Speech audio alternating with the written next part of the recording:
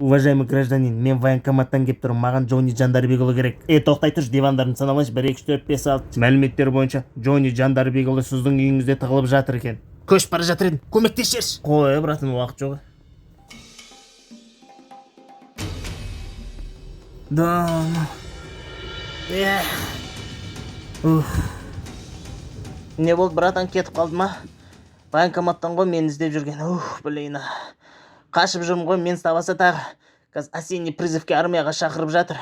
Армияға алып кетейін деп жатыр ғой мені. Просто, братан, армияға баруға желание жоқ та. От души саған, братан, сен болмағанда мен ұстап алар еді конкретно ше. Сушняк менен ғой, братан. Өлдім ғой конкретно. Өлдім а. Папам машинасын соғып алды. Не деп айтам, Мен вообще не в пределахпын.